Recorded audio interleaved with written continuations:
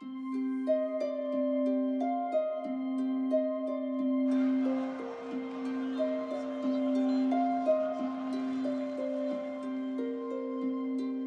match de Queville m'était resté en travers de la gorge parce qu'on avait été trop pauvre dans l'état d'esprit et trop pauvre avec le ballon. Ce jour-là, on n'y était pas. Tout en une, on cale pas un ballon, derrière on se met la fièvre. Ouais, ça a été dur ce match-là parce que j'ai pas retrouvé mon équipe ce jour-là. Je leur ai fait comprendre de manière un peu plus prononcée que d'habitude parce que ce jour-là, c'est quelque chose qui nous correspondait pas. Parfois, c'est important d'aller chercher des leviers, pas forcément que quand on gagne, mais d'aller tirer des choses et de se remettre en question, notamment dans ces périodes-là. Et ce match-là nous a servi, voilà, pour pouvoir nous remettre dans le droit chemin.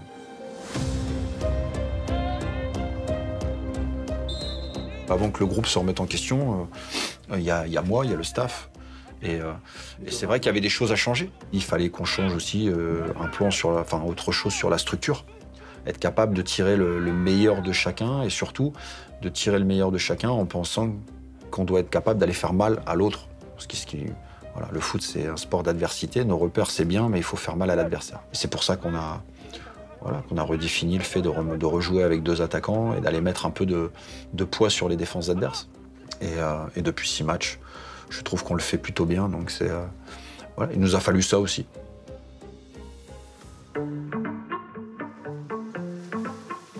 Vous êtes prêts ou pas? L'idée, c'est que, comme tous les mois, vous savez, on va dans un club amateur de la région caennaise, tu sais, pour échanger avec les clubs amateurs.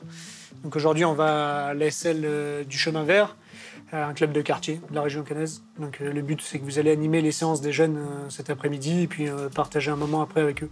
Séance de dédicace, photos, voilà, apporter vos conseils et puis partager un moment avec eux. Ça marche? Allez, vamos, on y va? Récupérez vos cartes de dédicace.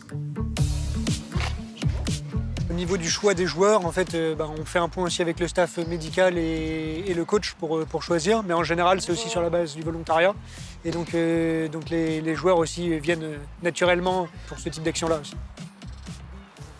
Bonjour, Elias, Martin, ça va? Ouais, enchanté. La forme? Ouais. Bon, c'est Alexandre et Johan du coup qui sont venus aujourd'hui. Salut.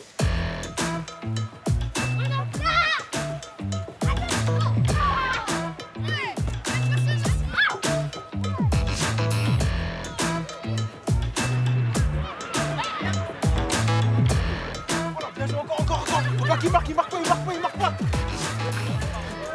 Tu les avais prévenus du coup, Elias, les jeunes, ou pas forcément? T'avais fait la surprise? Si. Ouais, ils sont prévenus. Ils étaient contents? Ouais, bah oui, ils sont contents. Ils sont contents. Et ce qui est marrant, c'est qu'ils sont presque tous sérieux, quoi. Ils sont là. Ouais, là, ils font attention. Ils font attention à ce qu'ils font. Ouais, d'habitude, on essaie de gérer quelques comportements et tout, et là, c'est clean. Je pense que je vais les faire venir tous les mercredis. Il aime bien le coacher. Futur coach, ça. Ah ouais, futur coach. Non, mais T'aimes bien, toi? voir les enfants, toi, c'est toujours plaisant, tu vois.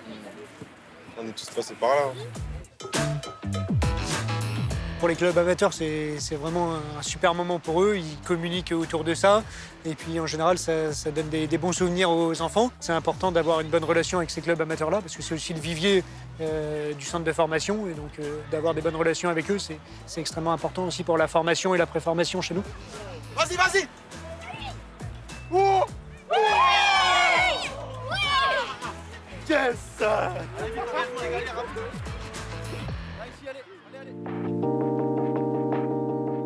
Je trouve que ton évolution, en tout cas, elle est incroyable. Voilà, entre quand t'es arrivé et aujourd'hui, notamment quand on avait identifié un petit peu tes points faibles. Et je trouve qu'aujourd'hui, les points faibles identifiés, on les voit plus et que tu es devenu tu es devenu un défenseur très fiable, en tout cas. Et c'est pour ça que la volonté aujourd'hui du club et des dirigeants et du responsable sportif, c'est de continuer l'aventure avec toi. Et par cette prolongation aussi, c'est de te récompenser de l'excellent travail que tu as fait depuis le départ. Voilà. En partant d'Angers, c'était très rigoureux. Je me suis dit, je vais aller dans un club à l'inconnu. J'avais discuté un peu avec vous, mais je ne savais pas comment c'était sur le terrain. Au début, on avait quelques difficultés parce qu'on appréhendait le niveau, je pense. Et on a su progresser tout au long de la saison. Donc c'est toujours bien, on ne fait que progresser au final, même avec les nouvelles recrues. Moi, je suis très content. Je suis très content d'être à Annecy, en tout cas. Aujourd'hui, ton contrat s'achève en fin de saison. L'idée, c'est de le prolonger d'une saison pour qu'il aille jusqu'au 30 juin 2024. Sachant que c'est un engagement ferme de notre part, mais compte tenu de notre statut professionnel probatoire, c'est notre première saison à ce niveau-là, on est obligé de le conditionner au maintien de l'équipe en Ligue 2. Les premiers échanges concernant la prolongation ont lieu en décembre. Quand on commençait à discuter, juste derrière, il met un but contre Sochaux. C'est son premier but en Ligue 2, il le met contre Sochaux. Donc ouais, ça a pris un petit peu de temps, mais ce qui est assez classique. Sur la partie rémunération, donc, ton salaire va évoluer à partir du 1er février.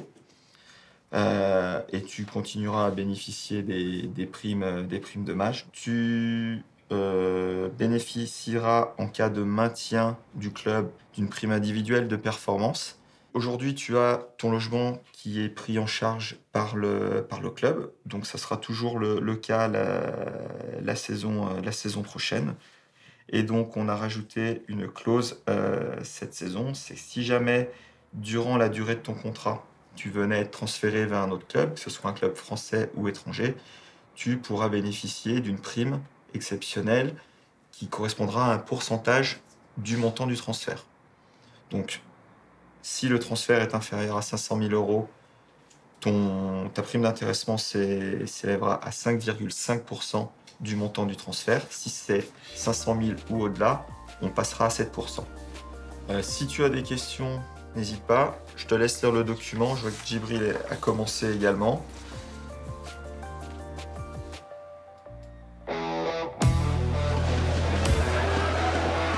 Ballon, la communication, attention, il s'est troué de Moncy.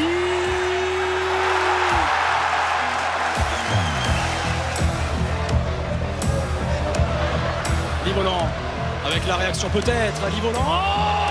Oh, l'erreur. Et derrière le ballon qui termine au fond. Les séquences qui m'ont marqué, c'est surtout là où on était un peu en difficulté, notamment l'intervalle entre l'axial et le latéral. Notamment quand l'adversaire joue à 2 attaquants. Voilà. Il faut qu'on soit capable de communiquer plus vite, de coulisser plus vite. Voilà. Soit le central est fixé et le dit au latéral pour pas qu'il y aille trop tôt. La gestion de la plongée pour les milieux, c'est pas évident parce que eux sont les seuls qui courent avec les épaules tournées vers leur but et ça c'est délicat. Donc c'est des choses que je veux le moins possible. Là, il y a une plongée qui n'est pas suivie. Voilà, on doit suivre cette plongée, on doit communiquer, on doit aller coulisser aussi parfois. On a nos principes là-dessus qui sont établis, qui sont fixes. Mais après, le match voilà, vous donne des réponses peut-être parfois différentes à aller chercher. Et le meilleur moyen de pouvoir y répondre, c'est de communiquer. Sur une thématique offensive, la gestion de la profondeur, où là, on a été très bon, avec des épaules tournées face au but dès la récupération du ballon. Et ça, c'était quelque chose d'important, voilà, notamment sur l'égalisation, où on a été capable de trouver un point de fixation haut, avec une équipe qui s'aligne très haut, de pouvoir récupérer le ballon 2-3 secondes dans la foulée, et puis après, de suite, d'avoir notamment Livo, les épaules tournées vers le but adverse dès que le porteur est libre. Et c'est en ce sens qu'on cherche à faire mal. Donc ça, c'est quelque chose qu'on a dans notre jeu et qu'il faut continuer à entretenir. Dans les intentions, c'était très très intéressant. Et c'est ça qui m'intéresse en priorité, ce sont les intentions. Une fois que vous avez les intentions et que vous arrivez, ces intentions-là, à les répéter dans le temps, ça devient des repères. Voilà. Et c'est sur, en tout cas, c'est là-dessus qu'on essaye de s'appuyer.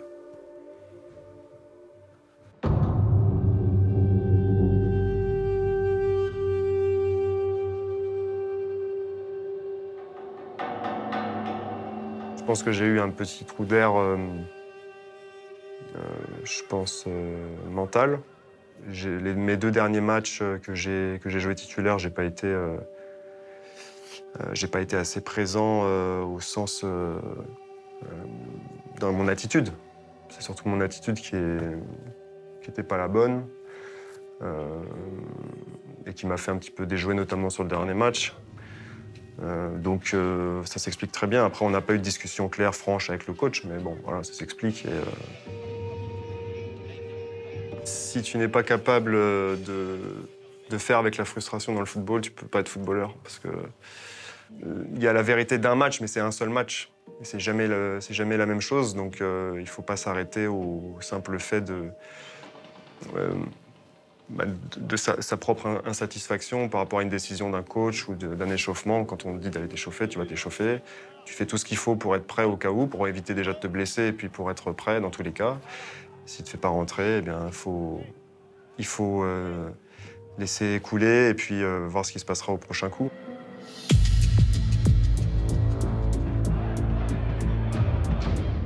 Quand je suis sur le banc, j'ai beaucoup de recul par rapport au match. Je ne suis pas du tout dans l'émotion, je suis plus dans l'observation. Qu'on ait un temps fort et qu'on marque même un but ou qu'on en prenne un, je vais majoritairement du temps rester sur mon banc. J'observe, j'essaye de voir justement là où on peut faire mal à l'adversaire, les zones qu'on arrive à utiliser.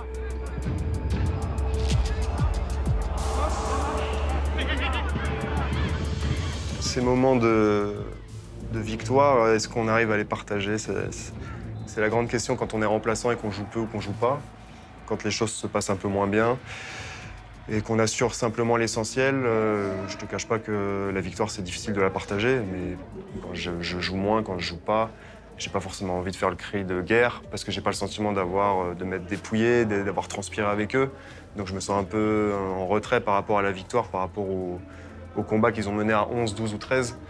Et forcément, il y a moins cette implication. C'est assez habituel chez moi. J'ai toujours, autour de février-mars, un peu des creux comme ça, un peu... À la fin de l'hiver, c'est un peu difficile. La saison commence à être un peu longue et c'est un peu le temps faible pour moi. Et en règle générale, je finis bien. Donc, je vais bien finir. Ça tombe bien. C'est le printemps. Voilà.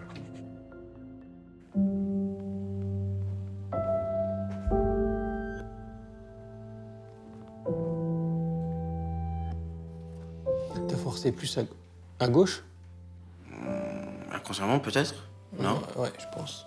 Pourquoi? Parce que j'ai des chaînes de tension à gauche que j'avais pas hier. J'ai couru aussi. Hein. Ouais, mais c'est pas... Notre relation avec Sébastien, elle date depuis l'âge de 14 ans. C'est devenu comme on va dire, un vieil ami. T'as forcé dans la séance de muscu et t'as venu chercher la force ici. Et t'as créé une chaîne descendante, en fait. Parce qu'en fait, on utilise les masséters pour aller chercher de la force. Et t'as serré les dents ici. Et t'as déclenché une chaîne... En fait, pour avoir plus de force, t'as utilisé cette chaîne-là. Et du coup, t'as contracturé en bas. Par manque de mobilité? Non, parce que tu as cherché de la force, c'est tout. L'ostéopathie, moi, je m'en sers pour plusieurs choses. Je m'en sers pour voir les tensions, comment elles évoluent au fur et à mesure de la séance. Je m'en sers aussi pour aller chercher certains tissus particuliers qui vont amener de la régénération et du relâchement physique et psychique.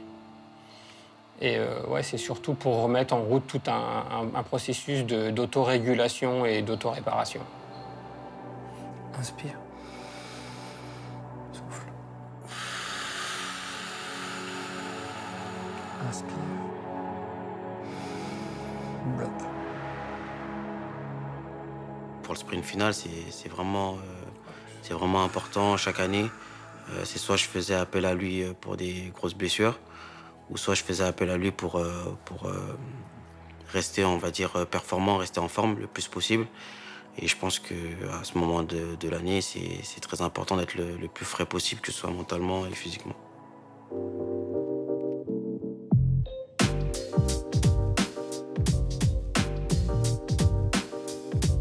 Ça va?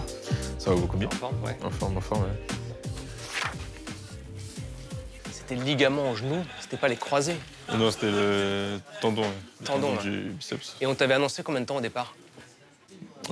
Sur la première IRM, on m'a dit 2 semaines. Ah ouais? On m'a dit que je pouvais reprendre la course d'ici la fin de En fait, semaine. c'est tellement loin, je me souviens même plus ce qu'on nous avait dit à l'époque, mais Au début, jusqu'à la trêve, en gros, quoi, maximum, Ouais. c'est ça, hein. Ouais. après, bah, Espérer non, un dès que j'ai vu le retour, chirurgien, après ça, Ouais. il m'a annoncé directement. Et il t'avait dit L'opération, il m'a dit 4 mois minimum. Sur France Bleu Mayenne.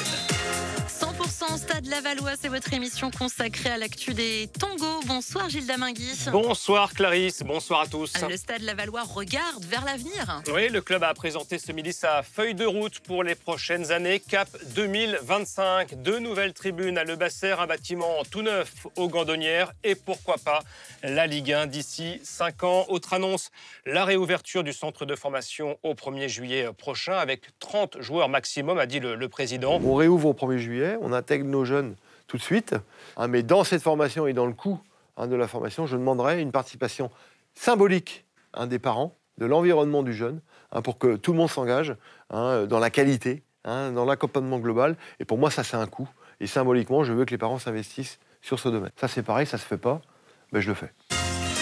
100% Stade Lavallois, le débrief. 5 mois après votre blessure, vous avez effectué votre retour en Ligue 2 samedi au Havre. La fin d'un long tunnel pour vous. Très long, très long. C'était pas facile. C'était pas facile. Et on a tenu grâce à la famille, les coéquipiers qui m'ont apporté leur soutien. Et on est de retour, donc ça fait beaucoup de bien. Alors vous avez effectivement repris en début d'année, globalement l'entraînement collectif, puis un match en réserve la semaine dernière, et puis votre retour dans le groupe de Ligue 2 ce week-end-ci. Vous êtes rentré sur la pelouse du Havre à 5 minutes de la fin. Certes, c'est pas beaucoup de temps de jeu, mais ça doit faire un immense plaisir. C'est pas beaucoup. Je m'attendais à plus de temps. J'étais prêt pour plus de temps de jeu. Mais bon, on prend tout ce qu'on nous donne. Ça fait vraiment du bien. Ça fait vraiment du bien d'être de retour dans le groupe. Maintenant, on va essayer de ne pas le quitter et gratter de plus en plus de temps de jeu. Mais effectivement, du coup, il y a une forte concurrence là, avec les retours de Sébastien Da Silva. Puis le vôtre, le club a eu besoin de recruter à un moment, notamment Simon Elisor au Mercato, parce qu'il y avait des blessés parmi les joueurs offensifs. Là, il y a des retours. Du coup, il y a une forte concurrence. Oui, ça fait partie du jeu. On est là pour... C'est ça qui nous pousse à être meilleurs. Ça m'a poussé déjà dans mon retour à revenir au plus vite et à donner le maximum pour être sur le terrain. Qu'est-ce qu'on peut vous souhaiter à vous personnellement pour cette fin de saison? Retrouver du temps de jeu et des buts surtout. Ouais.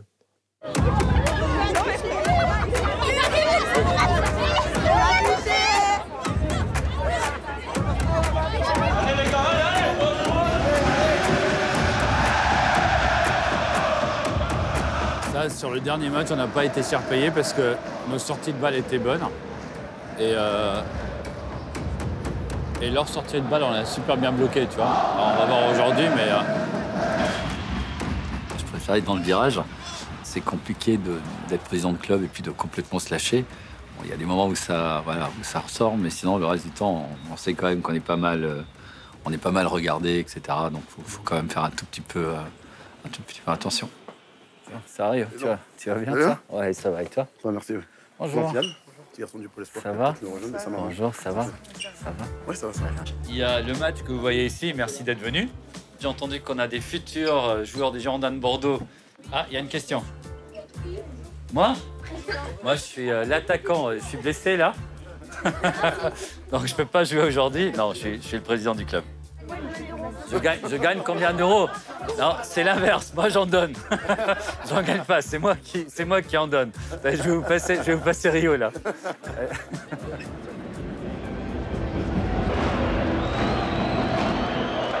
Si on écoute un peu ce qui se disait en début de saison, d'après beaucoup de gens, on n'était pas programmés pour jouer la montée. Bon, nous, on se l'était quand même fixé comme potentiellement un des objectifs, mais on s'était toujours préparé pour le cas où on ne le serait pas. Je dirais, il y a deux aspects, c'est-à-dire qu'on est financièrement préparé pour ça, mais psychologiquement, on est préparé pour une montée.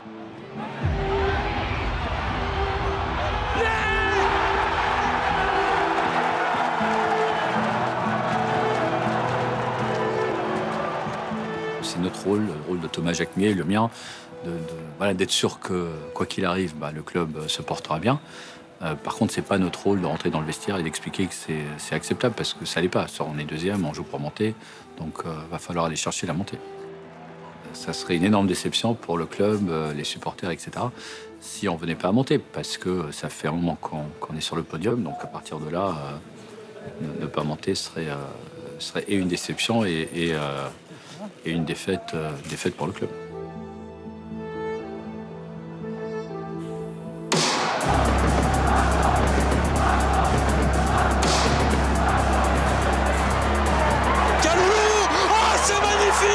L'inspiration exceptionnelle d'Aldo Kaloulou. Le Havre aura fait une erreur défensive et Aldo Kaloulou fait bondir Toubonal.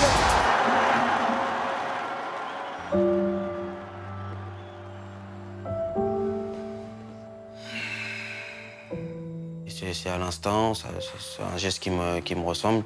On pourrait presque siffler faute contre moi pour pied en l'air et finalement ça a abouti. C'était une récompense me concernant parce que je pense qu'à chaque entrée, à chaque match que j'effectue, il y a des matchs où j'ai pas marqué, où je méritais de marquer. Et non, franchement, ça a été gratifiant. La célébration, on n'a pas? Non. C'était au feeling, hein. Je me suis inspiré de Lisandro Lopez quand il était à Lyon. C'est vraiment un joueur dont je m'inspire, qui est un peu cette grinta et que j'ai aussi. Donc voilà, sur le coup, j'ai pensé à lui.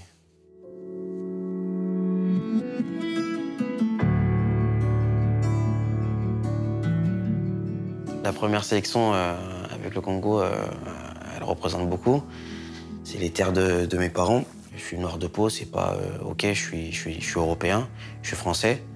Je suis né en France, mais les origines aussi, je pense, c'est tout important. Et actuellement, ça se passe pas, on n'a pas une très belle image du pays, sans parler même sportivement. Et je pense que le sport peut être un lien qui peut rendre fier le peuple congolais. C'est une grande fierté.